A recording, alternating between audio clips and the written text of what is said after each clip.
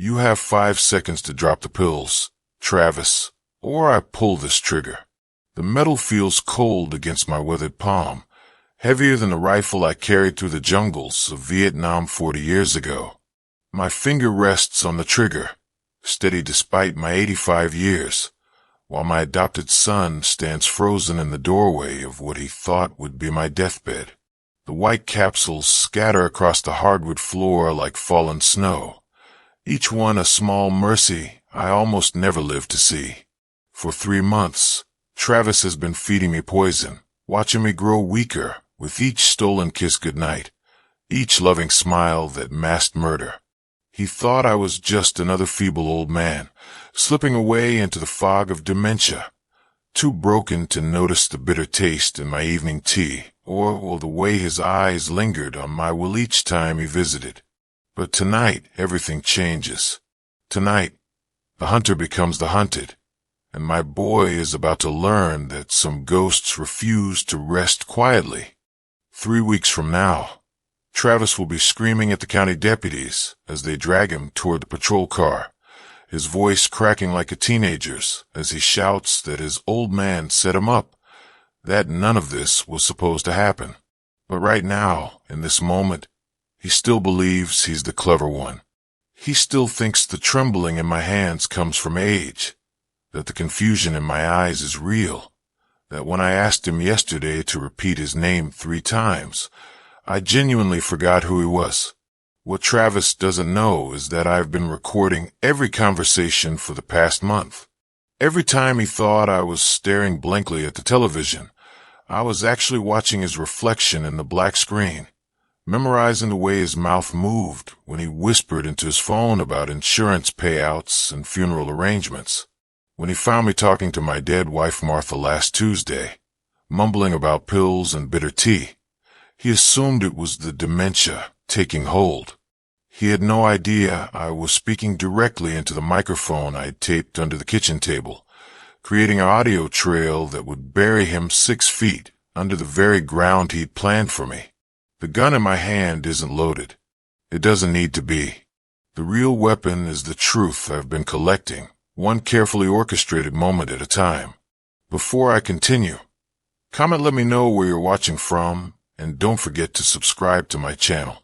It started on a Tuesday morning in October when I caught the smell. You know how your nose remembers danger before your brain does.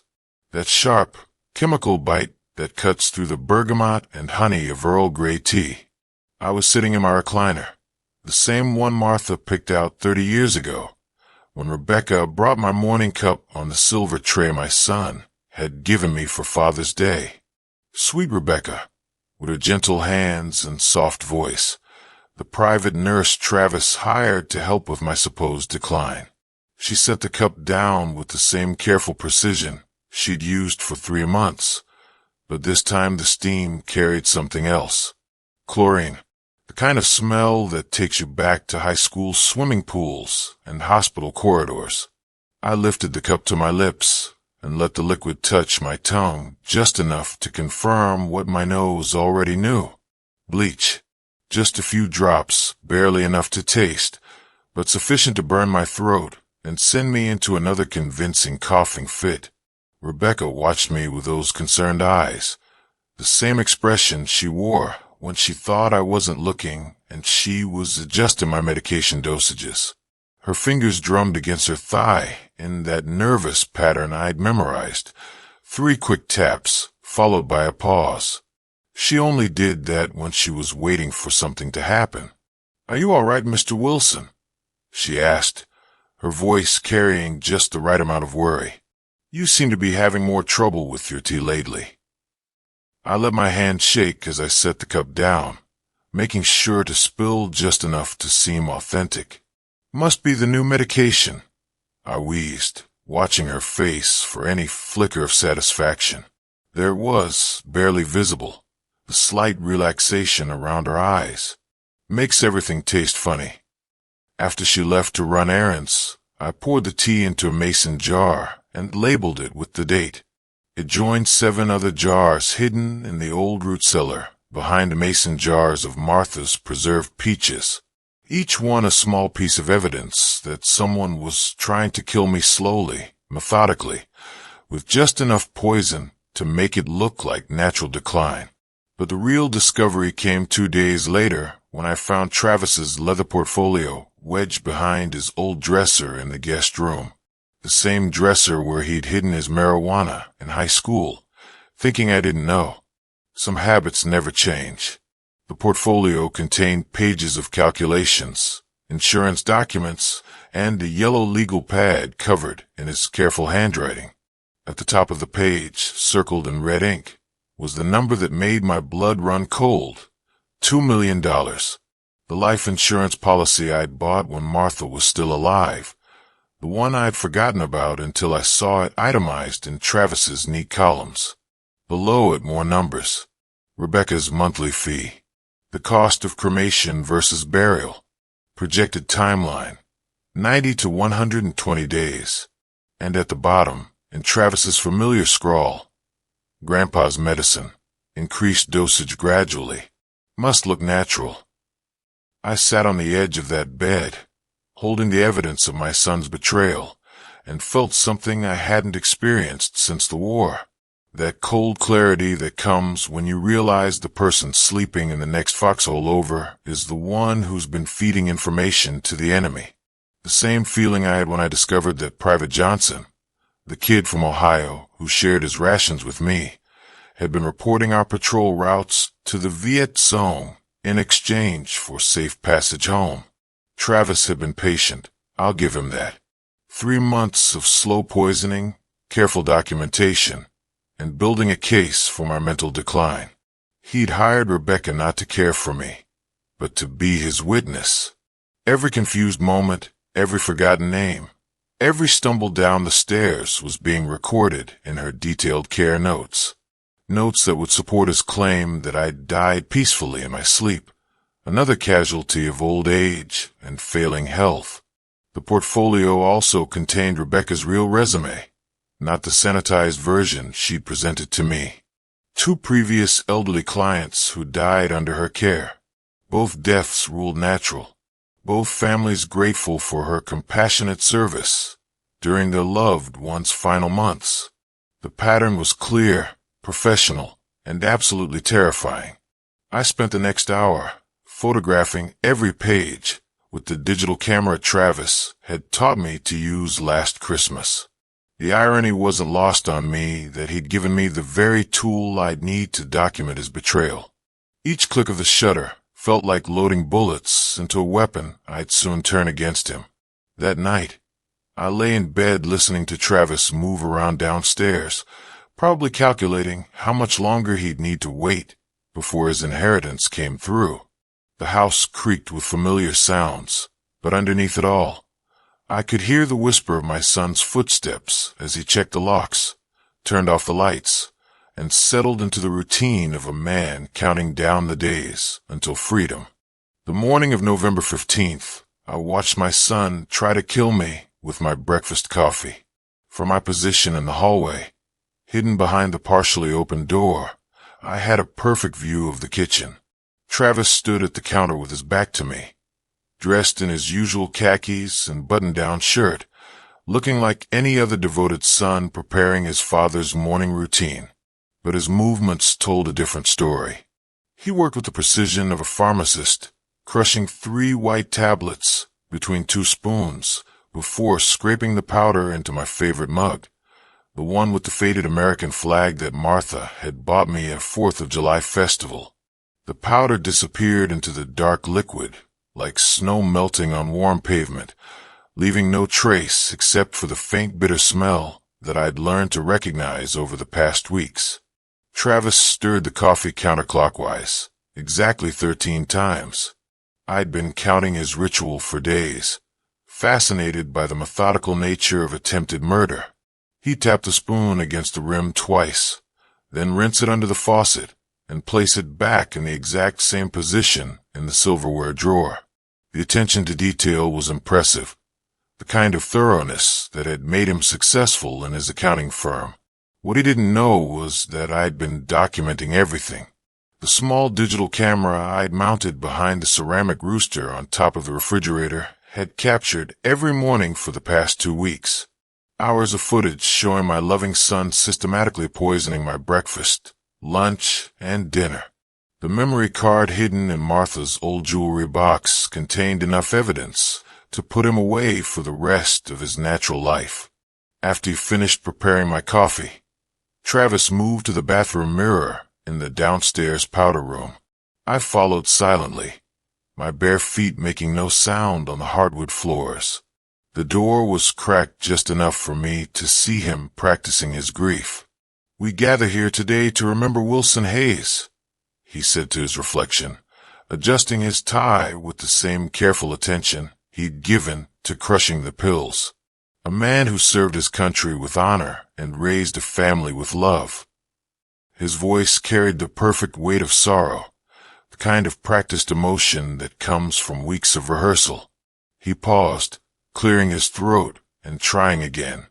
"My father was a simple man who believed in hard work, family values, and the importance of leaving something behind for the next generation." A smile flickered across his face before he caught it and replaced it with appropriate solemnity. He would have wanted us to celebrate his life, not mourn his passing. Travis practiced his eulogy for 20 minutes, refining each pause, each inflection, each moment where he would need to reach for his handkerchief. He had choreographed my funeral down to the second, including the moment when he would break down and be comforted by Rebecca, who would testify to his unwavering devotion during my final months. When he finished, he straightened his shoulders and walked back to the kitchen, where my poisoned coffee waited on the counter. This was the moment I'd been planning for weeks. While he was in the bathroom rehearsing his performance, I'd already moved into position. My own coffee mug, identical to the one Travis had prepared, sat on the counter next to his creation. I'd filled it with fresh coffee from the same pot, but without the pharmaceutical enhancement. For the past 10 minutes, while Travis had been practicing his grief, I'd been practicing my own performance. The switch took less than 3 seconds. Travis's mug moved 6 inches to the left. Mine took its place on the right. By the time he returned to the kitchen, I was already shuffling toward the table in my bathrobe and slippers, playing the role of the confused old man who needed help with his morning routine.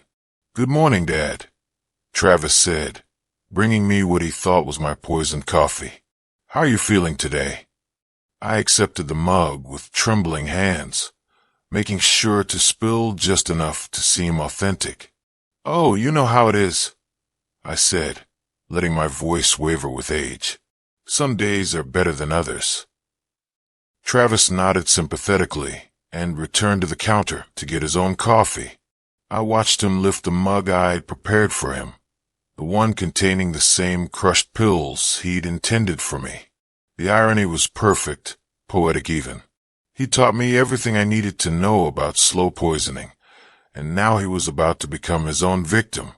"I thought we might work on organizing your papers today," Travis said, settling into the chair across from me. "Rebecca mentioned you've been having trouble remembering where you put important documents." I nodded absently, taking a careful sip of my clean coffee while watching him drink his own medicine.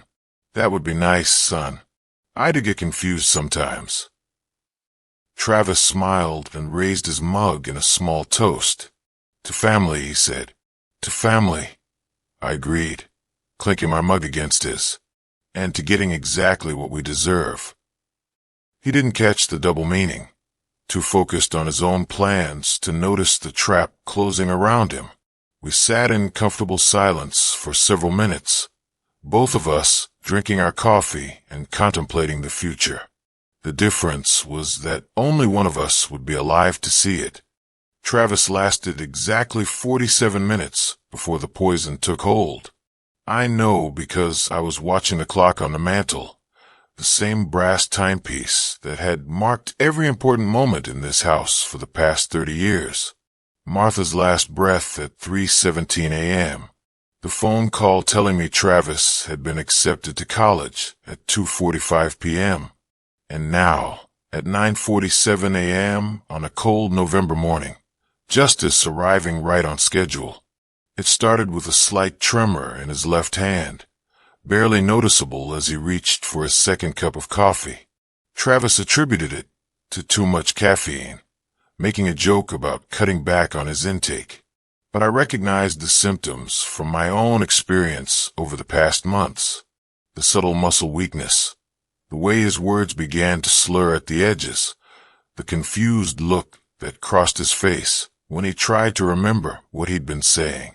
"Dad, I'm feeling a bit strange," he said, setting down his mug with more force than necessary. Coffee sloshed over the rim, staining the white tablecloth Martha had embroidered with tiny blue flowers. "Maybe I should call Rebecca to come check on both of us." I watched him fumble for his phone, his fingers struggling with the touchscreen. The same hands that had crushed pills into my breakfast were now shaking with the same poison he'd been feeding me for months. There was poetry in it, the kind of cosmic justice that makes you believe in something bigger than yourself. "Take your time, son," I said, reaching across the table to steady his hand. "No need to rush." Travis looked at me with growing alarm, his accounting mind finally doing the math, the timeline, the symptoms, the way I seemed remarkably clear-headed for someone who'd been declining for months. I watched understanding dawn across his face like sunrise over a battlefield. "What did you do?" he whispered, his voice barely audible above the ticking of the mantel clock. I leaned forward, close enough that he could see the clarity in my eyes, the sharp intelligence he'd been trying to poison out of me. "I gave you exactly what you've been giving me," I said, my voice steady and calm. "How does betrayal taste, Travis? Is it as bitter as you expected?" He tried to stand, but his legs buckled, sending him crashing back into the chair. The same chair where he'd sat countless times, calculating my death, planning his future with my money. Now it had become his prison, holding him upright while the poison did its work. "You can't do this," he gasped, his breath coming in shallow pants. "I'm your son." "No," I said, standing up with perfect steadiness. "A son doesn't poison his father. A son doesn't hire a nurse to help him commit murder. A son doesn't practice eulogies in the mirror while his father is still breathing." Travis's eyes went wide with the realization that I'd known all along, that every confused moment, every forgotten name, every stumbling step had been a performance designed to give him enough rope to hang himself. The dementia he'd been counting on was nothing more than an old soldier strategy, a way to gather intelligence while the enemy believed they held the advantage. "The police," he managed to say, his words thick and slurred. "They'll investigate. They'll know." I pulled out my phone, the same model he taught me to use, and showed him the screen. "I called Deputy Sarah 20 minutes ago. She's on her way with a search warrant for your car." The color drained from Travis's face as he realized what that meant. The leather portfolio with his calculations, the backup copies of insurance documents, and most damning of all, the contract he'd signed with Marcus Webb, the man he'd hired to make my death look like a random home invasion gone wrong. Marcus Webb, a name from my past that Travis had stumbled across in my old military records. What my son didn't know was that Marcus had been my radio operator in Vietnam, the man who'd saved my life more times than I could count. When Travis approached him with his murder-for-hire scheme, Marcus had called me immediately. We'd been planning this reversal for weeks, allowing Travis to dig his own grave while we documented every step. "You set me up," Travis said, his head lolling to one side as the poison affected his motor control. "This whole thing was a trap." "You set yourself up," I replied, moving to the window to watch for Deputy Sarah's patrol car. I just gave you the opportunity to reveal who you really are. The sound of gravel crunching under tires announced Sarah's arrival. She'd been Martha's best friend's daughter, a girl who'd grown up calling me Uncle Wilson and playing in our backyard. Now she was Delta County's youngest deputy, and the only law enforcement officer I trusted with this delicate situation. I opened the front door before she could knock, greeting her with the same warm smile I'd given her since she was 6 years old. "Sarah, thank you for coming so quickly." She looked past me to where Travis sat slumped in his chair, his breathing labored and his skin pale with sweat. "Jesus, Mr. Wilson, what happened here?" "My son has been trying to poison me for the past 3 months," I said, leading her into the kitchen.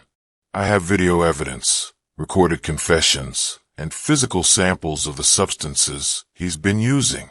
I also have documentation of his plan to hire Marcus Webb to kill me and make it look like a robbery." Sarah's hand moved instinctively to her service weapon, though she didn't draw it. "And Travis, what's wrong with him?" "He drank the same poison he's been giving me," I said matter-of-factly. "I switched our coffee cups this morning. He's experiencing what I've been going through for months, except in a concentrated dose." She looked at me with a mixture of admiration and concern. "Mr. Wilson, you can't just poison someone, even if they were poisoning you. That's vigilante justice." "I'm not trying to kill him," I said, though we both knew that was a lie. "I'm just giving him a taste of his own medicine, literally." Sarah radioed for an ambulance while I retrieved the evidence I'd been collecting: the mason jars full of poisoned tea, the photographs of Travis's calculations, the audio recordings of his conversations with Rebecca, the video footage of him crushing pills into my food, and most importantly, the contract he'd signed with Marcus Webb, complete with my signature forged at the bottom. By the time the paramedics arrived, Travis was barely conscious. They loaded him onto a stretcher, checking his vitals and asking questions I couldn't answer without admitting to attempted murder. Sarah handled the medical team while I focused on the legal implications of what I'd done. "The evidence is overwhelming," I told her as we watched the ambulance disappear down the driveway. "Even if Travis survives this, he'll spend the rest of his life in prison." "And what about you?" Sarah asked. "You just confessed to poisoning your own son." I smiled and pulled out another piece of paper from my jacket pocket.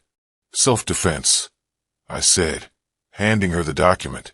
"According to this psychological evaluation, I've been suffering from severe dementia for the past 6 months. A man in my condition couldn't possibly plan and execute something this sophisticated." Sarah read the evaluation, signed by Dr. Patterson, the same physician who'd been treating my supposed decline. "You had this plan from the beginning." "I had this plan from the moment I realized my son was trying to kill me," I said. "The only question was whether I'd live long enough to see it through." 3 hours later, Sarah returned with the search warrant results. Travis's car had contained everything I'd promised: the insurance documents, the poison purchase receipts, the detailed timeline for my murder, and most damning of all, the recorded conversations with Marcus Webb discussing the best way to make my death look accidental. "There's one more thing," Sarah said, pulling out a manila envelope. "We found this in his glove compartment." Inside was a letter Travis had written to himself, to be opened after my death. It was a masterpiece of false grief, describing his guilt over not spending more time with me, his regret over not recognizing my decline sooner, and his determination to honor my memory by using my inheritance to help other veterans. "He thought of everything," I said, reading the letter with a mixture of disgust and admiration, except for the possibility that I might fight back. Travis survived the poisoning, though he spent 2 weeks in intensive care and another month in rehabilitation. The damage to his nervous system was permanent, leaving him with the same tremors and confusion he'd been trying to induce in me. During his recovery, the evidence against him mounted into an insurmountable case. Rebecca, faced with the prospect of being charged as an accessory to attempted murder, confessed to everything. Her role in the slow poisoning, her falsified care reports, her participation in the murder plot. She also revealed the names of her previous victims, opening investigations into deaths that had been ruled natural but were actually carefully orchestrated murders. Marcus Webb provided the final piece of the puzzle, testifying about Travis's attempt to hire him and producing recordings of their conversations. The contract Travis had signed included specific instructions for making my death look like a random crime, complete with a schedule of payments and a timeline for execution. But the evidence that sealed Travis's fate was his own voice, recorded on the hidden microphones I'd placed throughout the house. Hours of audio showing him discussing my death with Rebecca, calculating insurance payouts, and planning his life after my funeral. The prosecution had more than enough to ensure he'd never see freedom again. The trial lasted 6 weeks. Travis, still recovering from the poisoning, sat in his wheelchair looking like the frail old man he'd been trying to make me become. The irony was perfect, poetic justice in its purest form. He'd wanted to inherit my money by making me appear weak and confused, and now he was the one who couldn't speak clearly or remember details. I testified for 3 days, presenting evidence with the sharp mind Travis had been trying to destroy. The jury heard recordings of him practicing his eulogy, saw video of him crushing pills into my food, and examined the detailed calculations he'd made about my death. When the verdict came back guilty on all counts, I felt Martha's presence in the courtroom, her spirit finally at peace knowing justice had been served. The sentencing hearing was where I delivered my final blow. Instead of asking for the maximum penalty, I stood before the judge and announced my intention to donate Travis's inheritance to the Veterans Children Foundation, an organization that provides support for the orphan children of fallen soldiers. Your Honor, I said, my voice carrying clearly through the packed courtroom. My son believed he could profit from my death. I want to ensure that my actual death, whenever it comes, will benefit the children who have already lost their fathers in service to our country. The donation amounted to $3.2 million. Every penny of the inheritance Travis had been so carefully planning to claim. The foundation would use the money to provide scholarships, medical care, and support services for children whose fathers had died in combat. Travis would spend the rest of his life in prison, knowing that his attempt to profit from my death had instead benefited the very people he'd tried to rob. As I left the courthouse that day, I felt something I hadn't experienced since Martha's death: complete peace. The war was over, the enemy defeated, and justice served. Travis would live with the consequences of his choices, just as I'd lived with the consequences of mine. That evening, I sat in my recliner with a cup of coffee, the same mug Travis had tried to poison, but now filled with nothing more dangerous than Maxwell House and cream. The house was quiet, peaceful in a way it hadn't been for months. No more footsteps in the hallway at night. No more whispered phone calls. No more careful measurements of powder into my food. I raised my mug in a toast to Martha's photograph on the mantel. We won, I whispered to her smile. Our boy chose his path, and now he has to walk it. The grandfather clock chimed 9 times, marking the end of another day and the beginning of whatever time I had left. Time that was truly mine now, free from the threat of poison and betrayal, free to be spent on my own terms. Justice, I realized, doesn't always come from the courts or the law. Sometimes it comes from an old soldier who refuses to go quietly into the night, who fights back with the same determination that once carried him through a war on the other side of the world. Sometimes justice wears the face of an 85-year-old man who loved his son enough to give him every opportunity to choose differently, and who loved himself enough to survive when that choice was betrayal. The morning after the sentencing, I drove to Hillcrest Cemetery for the first time in 6 months. Martha's grave sat on a gentle slope overlooking the valley where we'd raised our family, where we believed we were building something lasting and good. The headstone was simple granite, just her name and dates, with the inscription she'd chosen herself. She loved deeply and was deeply loved. I knelt beside the grave, my knees protesting against the damp earth, and placed a single white rose on the grass, the same flower I'd brought her every Friday for 37 years of marriage, the same flower I'd stopped bringing when Travis convinced me I was too confused to drive safely. "We won, Martha," I whispered, my voice carrying across the empty cemetery. "It's over." The wind rustled through the oak trees, and for a moment I could almost hear her voice telling me she was proud, that she'd known I would find a way to protect myself and honor her memory. Martha had never trusted Travis completely, though she'd never said so directly. She had a way of reading people that I'd learned to respect over the years. I stayed there for an hour, telling her about the trial, about the money going to help other veterans' children, about how Travis had looked when they led him away in shackles. She would have found justice in that, but she also would have grieved for the son we'd tried to raise right. When I finally stood to leave, I noticed another figure approaching through the cemetery gates. Marcus Webb walked with the same measured pace he'd used on patrol 40 years ago, his gray hair the only sign of the decades that had passed since we'd served together in Vietnam. "Thought I might find you here," he said, stopping beside Martha's grave. "How are you holding up, Sarge?" I smiled at the old nickname, the one he'd used when I was a staff sergeant, and he was a scared 19-year-old kid from Detroit who'd never been more than 50 miles from home. "Better than I have in months," I said. "Thanks to you." Marcus nodded, his hands clasped behind his back in a posture that was pure military. "When that boy of yours approached me about killing you, I wanted to put him in the ground right there, but you were right to wait, to let him hang himself with his own rope." The plan had been Marcus's idea, actually. When Travis first contacted him through an intermediary, Marcus had called me immediately. We'd spent hours on the phone, two old soldiers, working out the details of a counter-operation that would expose Travis's true intentions while protecting me from actual harm.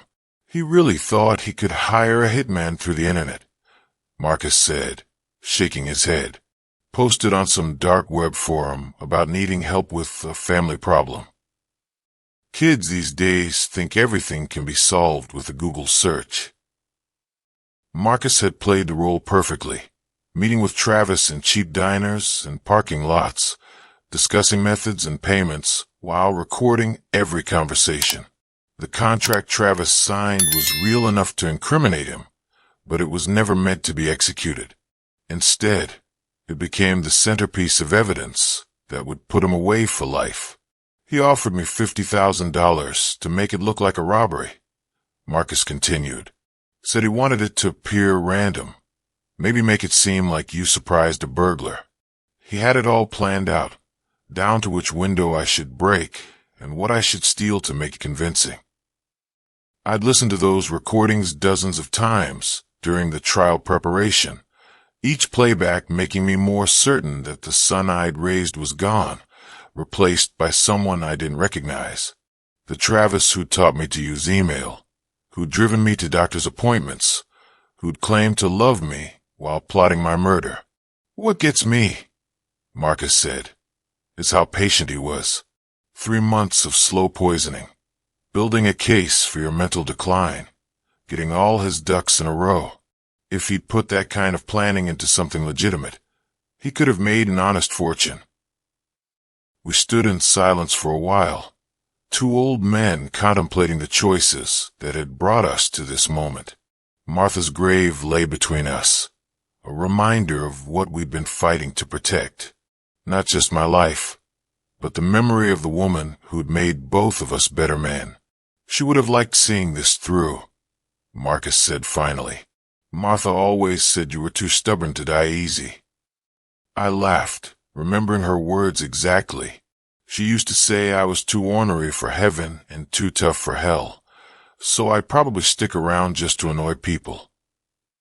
Sound about right, Marcus agreed. You planning to stay in that big house all alone? It was a question I'd been avoiding for weeks. The house felt different now, cleaned of the poison and betrayal that had infected it, but also emptier than it had ever been. Travis's room still contained his childhood belongings, trophies from Little League and high school graduation photos that now felt like evidence of a life that had taken a wrong turn somewhere along the way. I might sell it, I said. Too many memories, both good and bad. Marcus nodded understanding. If you do, consider coming down to Florida. Got a little place near the coast. Plenty of room for an old friend. We could sit on the beach and lie about our war stories. The offer was tempting, a chance to start fresh somewhere warm and peaceful. But I wasn't ready to leave Martha yet. Wasn't ready to abandon the life we'd built together just because Travis had tried to destroy it. I'll think about it, I said. Right now, I just want to enjoy being alive. We walked back to our cars together. Marcus's pickup truck parked beside my old Buick. He'd offered to drive me to the cemetery, but I'd insisted on coming alone. Some conversations needed to happen in private, between a man and his deceased wife, between a father and the ghost of the son he'd tried to raise. One more thing, Marcus said as we reached our vehicles. The prosecutors want to know if you're willing to testify in Rebecca's trial.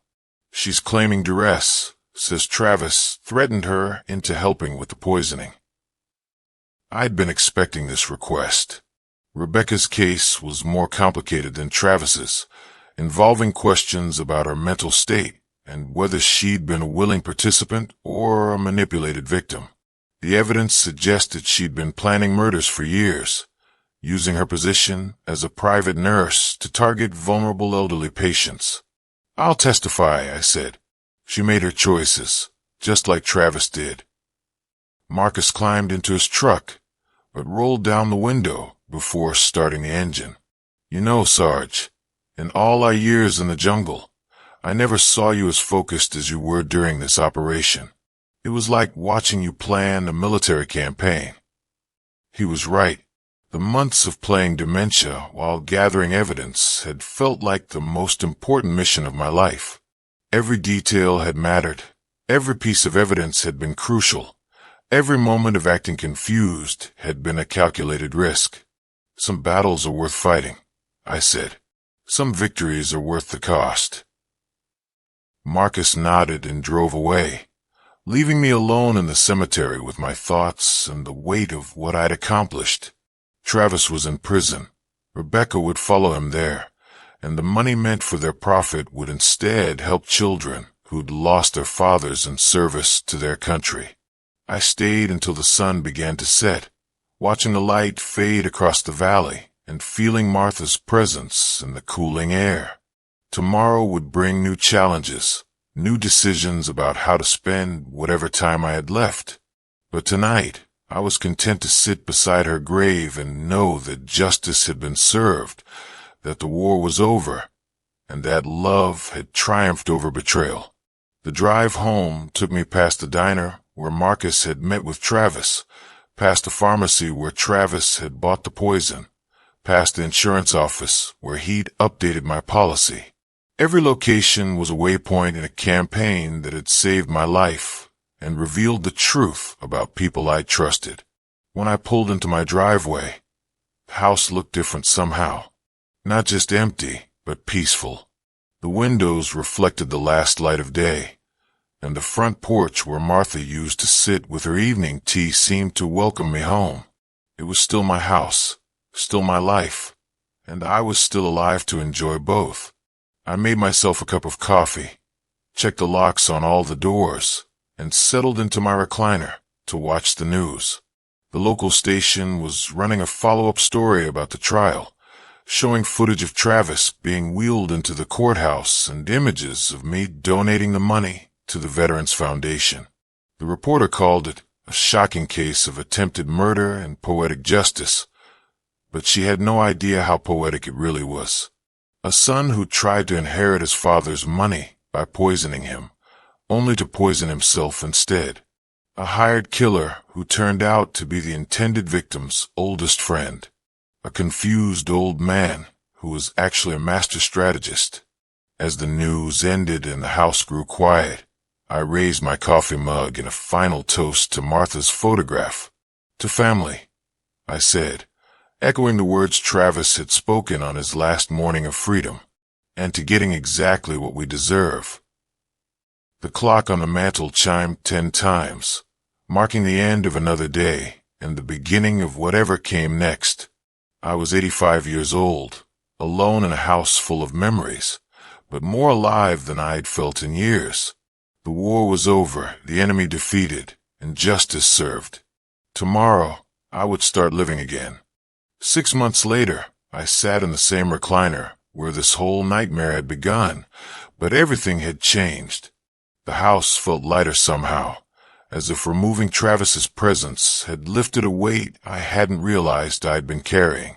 The morning coffee tasted like coffee again, not bitter with the aftertaste of betrayal. I'd kept my promise to Martha and donated every penny of Travis's intended inheritance to the Veterans Children Foundation. Last week, I received a letter from a young girl named Emma, whose father had died in Afghanistan. She was using the scholarship money to study nursing. She wrote, because she wanted to help people the way her father had helped his country. The letter was worth more than any inheritance Travis could have left me. Rebecca had been sentenced to 25 years for her role in multiple murders. During her trial, 3 more families came forward with suspicions about their elderly relatives' deaths under her care. She'd been running the same slow poisoning scheme for over a decade, targeting vulnerable patients and splitting the inheritance money with family members willing to participate. As for Travis, he'd been transferred to a minimum security facility where he spent his days in occupational therapy, relearning basic motor skills damaged by his own poison. The doctors said he'd never fully recover, that the tremors and confusion would be permanent reminders of what he'd tried to do to me. Some might call it cruel, but I called it appropriate. The doorbell rang, interrupting my thoughts. Through the window, I saw Marcus Webb standing on my front porch, holding a fishing pole and grinning like the 19-year-old kid I'd once known in Vietnam. "Thought you might want to try that Florida retirement after all," he said when I opened the door. "The bass are biting, and there's a cold beer with your name on it." I looked around the house one more time, at Martha's photographs and the memories we'd built together. Then I grabbed my jacket and followed my old friend out to his truck. Some battles end with victory, others with wisdom. This one had given me both. The house would still be here when I got back. But for now, it was time to remember what it felt like to simply be alive, to sit by the water with a friend who'd stood by me when it mattered most, and to enjoy the peace that comes from knowing justice had been served. As we drove away, I caught sight of Martha's rose garden in the rearview mirror, blooming despite everything that had happened. She'd always said flowers grew best after the harshest winters. Looking at those roses, I finally understood what she meant. The war was over. It was time to live. If this story moved you, please hit that like button and let me know your thoughts in the comments below. I want to thank the Grandparents Archives channel for giving me the opportunity to share my story with all of you. These folks are doing important work, collecting the real experiences of seniors who have lived through things most people can't imagine. Make sure to subscribe to their channel for more incredible stories from grandparents who have wisdom to share and tales that need to be told. Every subscription helps preserve these voices for future generations.